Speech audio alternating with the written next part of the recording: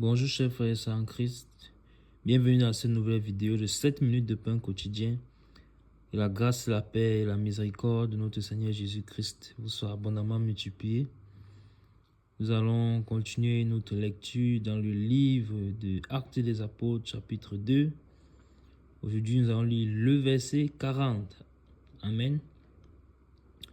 Donc nous voyons que, comme je l'ai dit dans la dernière vidéo, le Saint-Esprit continue à nous pousser à lire un seul verset. Nous allons donc continuer aujourd'hui avec le verset 40. Donc, qu'est-ce que nous avions vu la dernière fois? Nous avions vu que, et c'était au verset 39, que le Saint-Esprit, par la bouche de l'apôtre Pierre, faisait encore exhorter ces hommes-là à qui il s'adressait, que après s'être repentis, après s'être fait baptiser au nom de Jésus pour le pardon des péchés, ils recevront le don du Saint-Esprit qui avait été promis. Pourquoi? Parce que c'était une promesse. C'est ce que nous avions vu au verset 39. Et cette promesse-là était valable pour, non seulement pour eux, mais également pour leurs enfants et pour tous ceux qui au loin, en aussi grand nombre que le Seigneur les appellera. Donc, il s'agissait de nous. Donc, gloire au Seigneur Jésus qui nous a appelés. Nous allons donc lire le verset 40 aujourd'hui.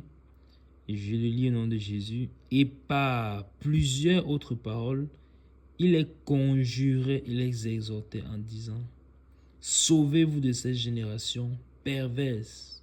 Amen. C'est le verset 40.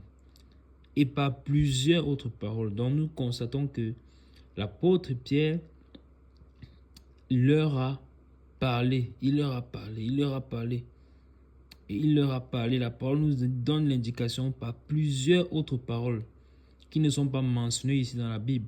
Parce qu'on nous a donné juste la synthèse. On nous a donné ce qui est essentiel. Donc, il leur a parlé jusqu'à ce qu'ils comprennent, jusqu'à ce que pendant qu'il leur parlait, le Saint-Esprit était à l'œuvre dans les cœurs. Le Saint-Esprit était en train de se manifester dans les cœurs, puisque nous savons qu'au terme de ce discours, plusieurs vont croire au Seigneur Jésus. Et je n'en dis pas plus parce que nous reviendrons dans les vidéos prochaines. Mais ce que nous constatons, c'est que par plusieurs autres paroles, conduites par l'Esprit de Dieu, il leur a parlé. Cette parole qui entrait, cette épée-là, à double tranchant, ne faisait que tailler en pièces tous les raisonnements, ne faisait que dépiécer, renverser, briser tous les cœurs durs, les cœurs de pierre pour les rendre en cœur de chair. Et la parole dépoussée en disant dans le verset 40, il les conjurait et les exhortait. Amen. Il les conjurait et les exhortait, ça veut dire qu'il a donné toute son attention à leur expliquer, à les supplier, à leur faire comprendre qu'il faut absolument qu'ils se sauvent de cette génération perverse. Amen. Qu'ils se sauvent de cette génération perverse. Car cela est primordial et impérativement nécessaire de se sauver de cette génération perverse.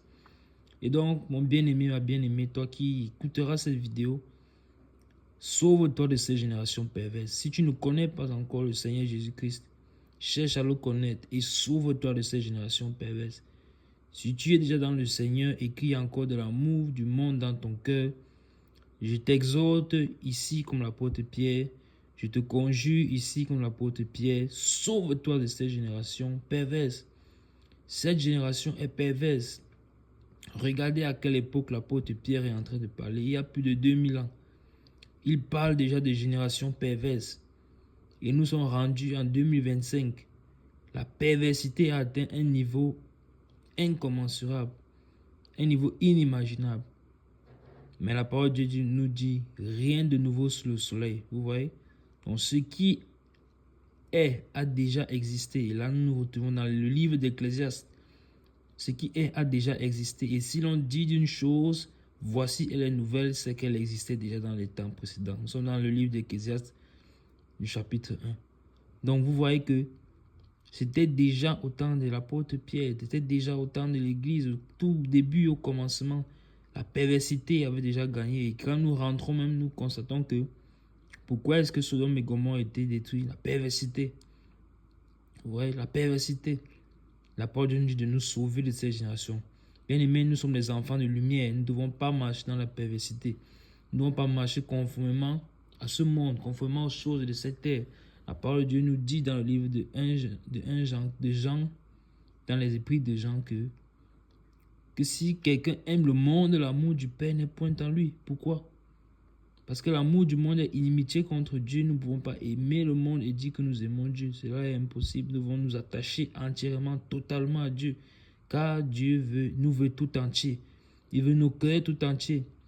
Vous vous rappelez que dans une des vidéos, nous avons parlé de ce verset de 2 Chroniques, chapitre 16, au verset 9, que le regard du Seigneur parcourt toute la terre. Il cherche ce dont le cœur est tout entier en lui.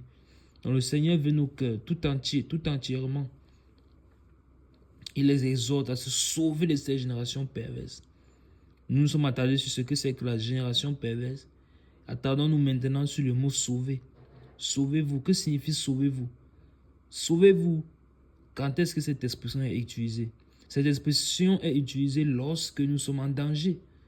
Lorsque nous sommes en danger, lorsque l'on dit sauvez-vous, ça veut dire qu'il y a un danger imminent. Ça veut dire danger imminent. Ça veut dire danger imminent, sauve ta vie. Si tu veux sauver ta vie, tu dois absolument entreprendre quelque chose. Tu dois absolument entreprendre une action. Et là, quand on dit une action, c'est effectivement une action. Il ne s'agit pas de dire, on a dit sauvez-vous, bon, je reste et j'attends ce qu'il va voir. Non, ce n'est pas un verbe d'état, c'est un verbe d'action. Donc, tu dois te mettre en mouvement. Donc, mon bien-aimé, ma bien-aimée, mets-toi en mouvement pour sortir de cette génération perverse, pour te détourner de cette génération perverse. Quand on dit sauvez-vous, ça veut dire que si tu restes sur place, alors tu seras atteint par un danger, tu seras atteint par un malheur qui frappera sur toi. Or, ce n'est pas la volonté du Seigneur. La volonté du Seigneur, c'est que nous soyons sauvés de cette génération perverse. Donc, sauvons-nous de cette génération perverse. Sauvons-nous de cette génération perverse. Cette parole retentit encore aujourd'hui, tellement plus actuelle alors que dès lors. À ce temps-là, elle est tellement plus actuelle aujourd'hui. Sauvons-nous de cette génération perverse. Sauvons-nous de cette génération perverse. Et le Seigneur nous promet donc que si nous sauvons de cette génération perverse, si nous nous consacrons entièrement à lui de tout notre cœur, si nous nous détournons de nos péchés, il nous donnera le don du Saint-Esprit, il nous donnera la promesse qui est pour nous. Amen. C'est sur ces paroles que nous allons nous arrêter là pour aujourd'hui. Que la grâce, la paix et la miséricorde de notre Seigneur vous soient abondamment multipliées. Au nom de Jésus-Christ Nazareth. Amen. Shalom.